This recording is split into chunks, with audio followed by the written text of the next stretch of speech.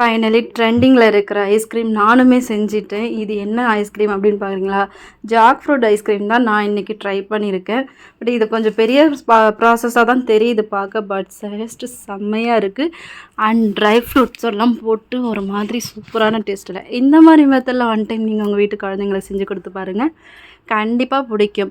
ஏன்னா நிறைய பேர் வந்து இப்போ பழாப்பழத்தை சாப்பிட தான் செய்வாங்க. நான் இது என்ன பண்ணேன், இதெல்லாம் எடுத்து வச்சுட்டு இதில் இருக்கிற சீட்லாம் நான் எடுத்து வச்சுக்கிட்டேன். அதுக்கப்புறம் இதில் சீடு எடுத்துகிட்டு அதை அப்படியே போட்டுட்டு இது கூட ஒரு 3 பொருள் தான் நான் சேர்க்க போகிறேன்.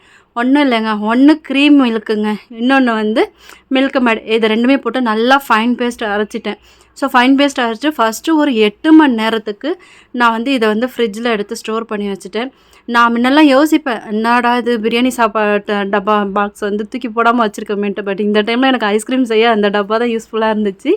ஸோ அதில் போட்டுட்டு ஒரு 10 மணி நேரம் கழித்து நான் எடுத்திருக்கேன். ஆல்மோஸ்ட் 10 மணி நேரமே ஆயிடுச்சு. ஸோ பார்த்தீங்கன்னாக்கா இந்த மாதிரி ஒரு கன்சிஸ்டில் எனக்கு கிடச்சிது. ஸோ இதை வந்து நீங்கள் இன்னும் கொஞ்சம் பிளெண்ட் பண்ணி எடுத்துக்கலாம். ஃபஸ்ட் டைம் நான் வந்து நல்லா நைஸாக அரைச்சி ஃப்ரிட்ஜில் போட்டு ஸ்டோர் பண்ணேன். செகண்ட் டைம் அரைக்கும் போது நான் என்ன பண்ணேன், இந்த மாதிரி பதத்தில் கிடச்சிது. இதுவுமே பார்க்க க்ரீமியாக நல்லா தான் இருந்தது. பட் இன்னும் கொஞ்சம் டேஸ்ட் இதில் எக்ஸ்ட்ரா ஆட் பண்ணலாம் அப்படின்னு சொல்லிட்டு இதில் கொஞ்சம் வால்நட், பாதாம், முந்திரி எல்லாம் போட்டு இன்னும் கொஞ்சம் மில்க் மேடை ஊற்றி நல்லா திரும்பவும் நல்லா பேஸ்ட்டாக அரைச்சி எடுத்துக்கிட்டேன். இன்னும் கொஞ்சம் க்ரீமியாக எனக்கு கிடச்சிது. ஸோ இங்கே காலையிலேருந்து கரண்ட் இல்லாததுனால இன்னும் எனக்கு இது வந்து செட் ஆகலை. பார்க்கும்போது கொஞ்சம் மைல்டாக தெரியும். ஸோ இதெல்லாம் நல்லா போட்டு அரைச்சதுக்கப்புறம் பாருங்கள் இன்னும் க்ரீமியாகவே இருக்கா. ஸோ இந்த மாதிரி ஒரு க்ரீமி பதத்துக்கு தான் வரணும்.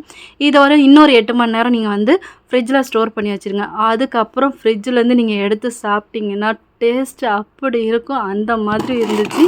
உண்மையாகவே பசங்களுக்கு நீங்கள் ஜஸ்ட் இப்படி கொடுக்குறது ஐஸ்கிரீமாக செஞ்சு கொடுத்துக்கலாம். இதில் பாயாசம் ட்ரெண்டிங்காக இருக்குது அப்படின்னு சொன்னேன். என் பையன் பாயாசம்லாம் எனக்கு வேணாம், எனக்கு ஐஸ்கிரீம் தான்மா வேணும் அப்படின்னு சொல்லிட்டாரு. ஸோ அவருக்காக இன்றைக்கி வந்து நான் வந்து ஒரு 1/2 kg அளவுக்கு நான் வந்து ஐஸ்கிரீம் ரெடி பண்ணியிருக்கேன். இது மாதிரி 2 பாக்ஸில் எடுத்து வச்சுருக்கேன்.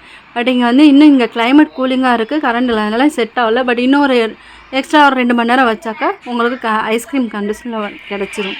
ஸோ கண்டிப்பாக இந்த வீடியோ உங்களுக்கு யூஸ்ஃபுல்லாக இருக்கும்னு நினைக்கிறேன். உங்களுக்கு பிடிச்சிருந்தா லைக் அண்ட் ஷேர் பண்ணிட்டு மறக்காம சேனலை சப்ஸ்கிரைப் பண்ணிங்க. மோர் வீடியோஸ்க்கு பேஜை ஃபாலோ பண்ணிங்க. தேங்க்ஸ் ஃபார் வாட்சிங்.